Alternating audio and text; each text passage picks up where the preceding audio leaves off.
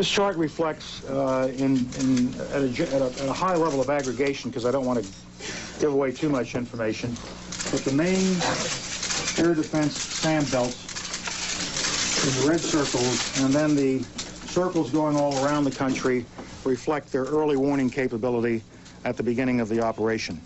An extremely large, sophisticated air defense system, principally with Soviet equipment, Soviet missile equipment, some French, some U.S. that was captured, as well as a very comprehensive system of trying to integrate all of those missile systems and gun systems.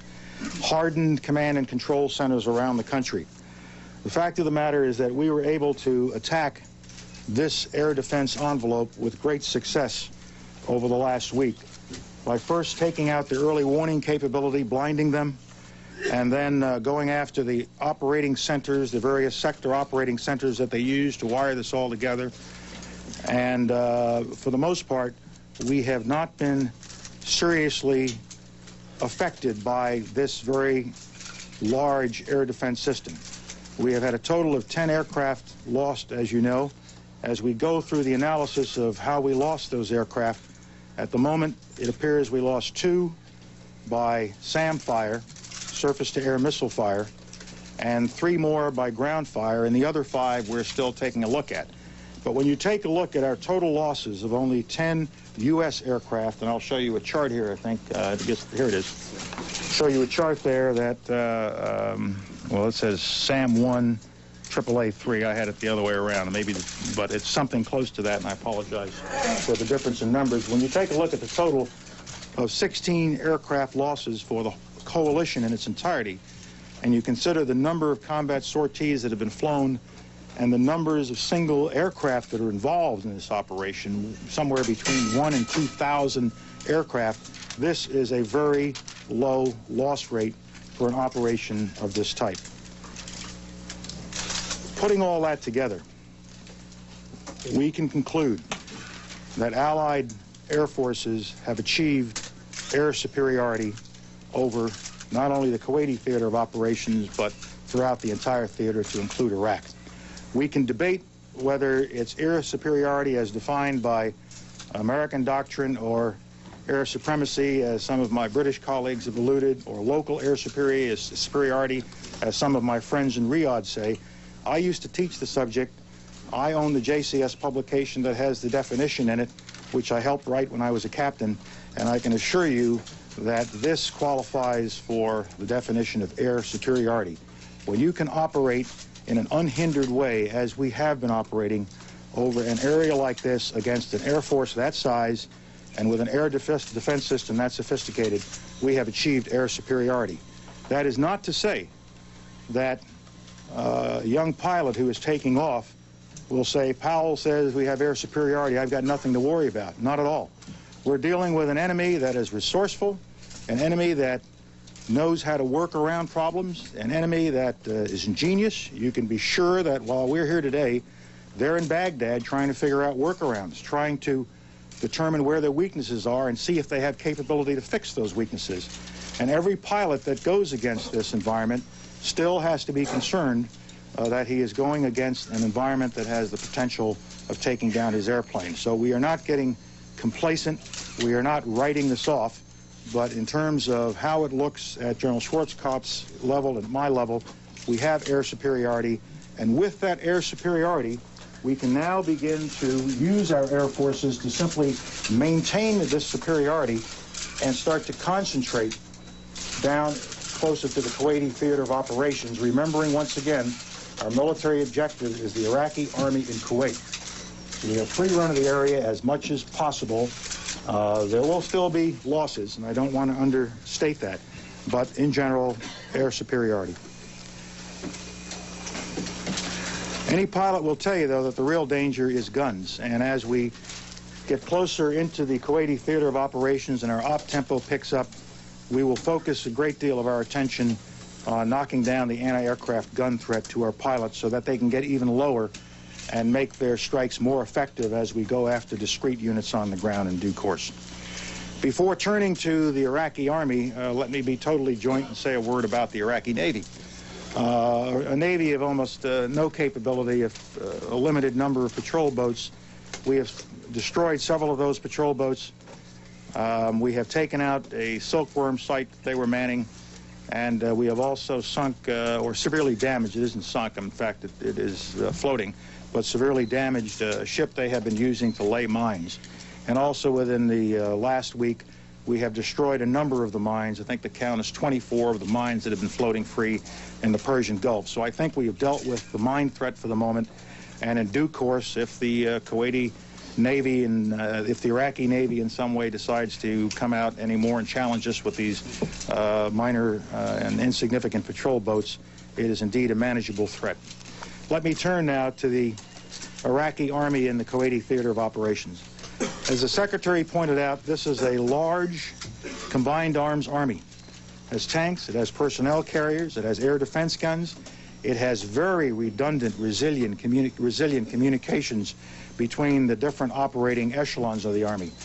It has stockages of food, ammunition, and parts with the Army and theater, and they have a very elaborate supply system coming down from the interior of the country to sustain that Army.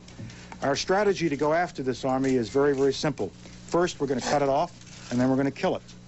To cut it off, that began last week when we started to go after the nerve center, the brains of the operation, the command and control of the operation, and the lines of communications that come out of Baghdad and other places in the country, flowing down the Tigris and Euphrates valleys, down these lines of communications to try to support somewhere in the neighborhood of 500,000 men down here in the Kuwaiti Theater of Operations. So all we have been doing to gain control over here and begin severing this and try to deaden the nerve endings up here all goes back to our original military objective to get rid of the Army that is in Kuwait.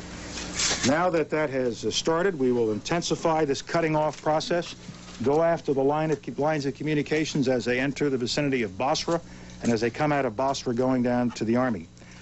Going after the command and control means, the means by which they exercise command and control over that force in the theater. Going after mobility, trucks that move supplies forward. Anything that allows that Army to function, we will now go after. And as we get into the process of cutting it off, we will also step up the process of killing it by going after stockpiles, ammunition, food, stripping away their gun air defense, using air attacks, and if it becomes necessary, we are assembling a fairly sizable ground force that could finish off the job should that be necessary. I also want to emphasize that we have quite a capability at sea with naval gunfire, with naval aviation, as well as quite a formidable amphibious capability with our Marine forces. And as some of you know, our two Marine Expeditionary Brigades are conducting practice operations today. I'm not telegraphing anything. I just want everybody to know that we have a toolbox that's full of lots of tools, and I brought them all to the party. General Schwarzkopf has them all at the party. So how are we doing with respect to that major operational objective, the Iraqi Army in Kuwait? We are really just starting in earnest. And I got to make a point to you that assessing the damage on a deployed Army in the field is quite a different proposition from assessing the damage on a building that you've just hit. You've seen some great film footage of a laser-guided bomb going down the vent shaft of the building. Boom, it blows up, it burns down. There you have it. It doesn't work that way when you have a deployed armored brigade in the field. They're spread out. They're dug in. They're hiding. They're not standing out there like a building. They're avoiding air attack. They're going to put out dummies to try to deceive you as to their exact locations. They're going to put in primary positions and alternate positions and supplementary positions. They're going to dig in their lines of communication. They're going to put in overhead cover. Those tanks are designed not to be easily destroyed. And so going after that kind of unit is a much more difficult proposition, but they are vulnerable. There's no question about it.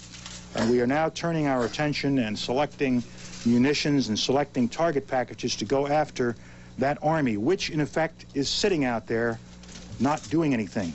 It has not moved since the operation began. There's been no major, in fact, there have been no minor shifts of units around. It is, for the most part, sitting there, dug in, waiting to be attacked, and attacked it will be. But it is also sitting there without air support, without anything to keep the attack from being prosecuted against them. And with each passing day, with a reduced ability to bring in logistics down the lines of communication. There's no question that this large force will become weaker every day. That's absolutely mathematical. We are going to do everything we can to make sure that Army cannot be reinforced with new troops, and over time they will have increasing difficulty to resupply it. Yet that Army has good soldiers. The units are of varying quality. The Republican Guard, as we've said many times, is quite good. Other parts of the force are not quite so good. We have anecdotal evidence of some low morale and anecdotal evidence of some defections, but it is not a trend yet. We have started to get some bomb damage assessment on the Republican Guard units that we've been striking. In some cases, the analysts who look at these photos, and I look at them as well, tell me that, you see that unit out there, it's taken about 40% damage. I can't tell that. You've got to be an expert. But there is damage taking place. Other units that we have hit, we've looked at the photographs and said we didn't get a good hit on that. They're just too dispersed. We've got to go back and do it again. Very low or light damage against that unit.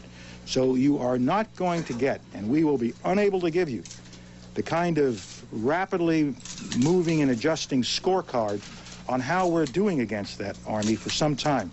You really don't know how you're doing against an Army until that Army tries to perform its function. If it's just sitting there taking the punishment, we know we're hurting it. We really don't know how badly we've hurt it until it starts to move, or until it comes up on the radio so we can hear it talking to other units, until we can see defections come out of it, or if it's necessary to go in and fight it. So we are seeing some anecdotal evidence, but the BDA is still out in that, and we really have only begun to do the job on it. I'd like to close by saying a few words about some of the strategic campaign targets we had up here. First, let me just make one point in the slide I forgot earlier. As a measure of effectiveness of how we're doing in the air campaign, I just pulled these two things out. I've laundered them so you can't really tell what I'm talking about, because I don't want the Iraqis to know what I'm talking about. But trust me, trust me.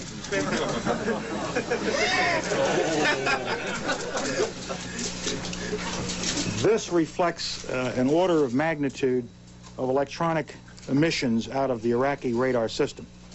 And it shows that early in December and through December, they were operating about over here with SAM, AAA radars, and with early warning radars. On the 17th of January, as you would expect, it peaked up to here. And over the last week, it has come down to here. This represents well over a 95% reduction.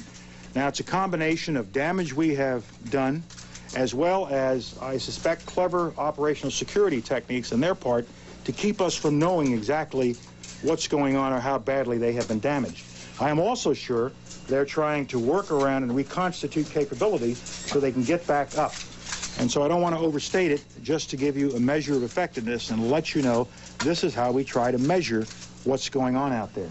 And this also is by another measure of effectiveness, and I'm sorry for this being so small, we just finished it, shows you their daily sortie rate. And this was before the action began on the 30th of December. They were running about 235 sorties a day during that period. If weather was bad earlier in December, a little lower, but just as a benchmark, 235 sorties. The day of the war, they ran 116 sorties. And for the last couple of days, they've been running 31 to 40 sorties. Once again, the kind of measure of effectiveness that is more useful to us than is how many sorties we flew or how many bombs we dropped, et cetera, et cetera. A couple of things about specific campaign targets that really go to the issue of how to make sure that when this is all over, the kind of threat that has existed in the region is quite different than the threat that existed before it began. First, with respect to nuclear weapons. We have targeted that nuclear facility they have very carefully. I have looked at the bomb damage assessment myself with trained analysts, and I think I can confirm for you that the two operating reactors they had are both gone. They're down. They're finished. And the one that the Israelis took care of some years ago remains down. With respect to chemical facilities, the focus of our effort for the first week has been on their production capability and their ability to fill munitions. There are hundreds of bunkers out there, and it would have been a waste of our effort to keep chasing every single bunker, which may or may not have chemical weapons stored in them because they have dispersed a lot of that chemical